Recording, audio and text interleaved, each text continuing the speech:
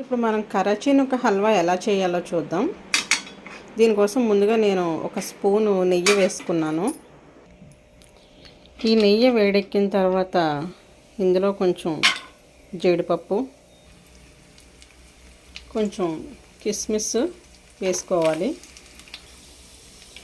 కిస్మిస్ జీడిపప్పు వేగిన తర్వాత ఒక ప్లేట్లోకి తీసుకోవాలి. ఈ గ్లాస్తో రవ్వను తీసుకున్నాను. ఆల్రెడీ కాగి ఉన్న నెయ్యిలో వేసేయాలి.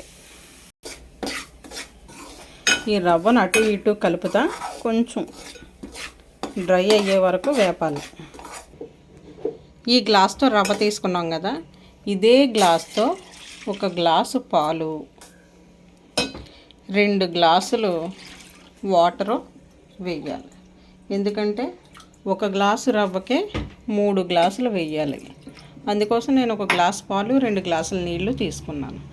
దీన్ని బాగా మరగనివ్వాలి. ఇప్పుడు ఇలా మరుగుతున్న పాలను తీసుకొచ్చి ఆల్రెడీ మనం వేపుకున్న ఈ రవ్వలో పోసుకోవాలి.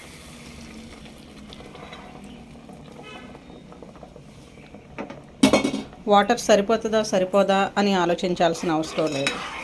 ఒక గ్లాస్కి 3 గ్లాసుల పాలు తీసుకుంటే కన్సిస్టెన్సీ కరెక్ట్గా సరిపోద్ది.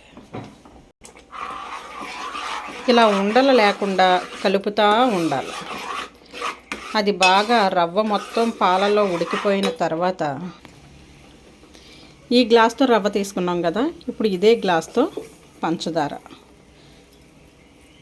ఇదే గ్లాస్తో 1/4 గ్లాస్ కూడా వేసుకోవాలి. అప్పుడు పంచదార కరెక్ట్గా స్వీట్ సరిపోతుంది. చూడండి ఫ్రెండ్స్, ఇది 1/4 గ్లాస్ పంచదార 1.5 వేసాను అన్నమాట. నెయ్యిని ఎక్కువగా ఇష్టపడే వాళ్ళు ఇంకొంచెం నెయ్యిని యాడ్ చేసుకోవచ్చు.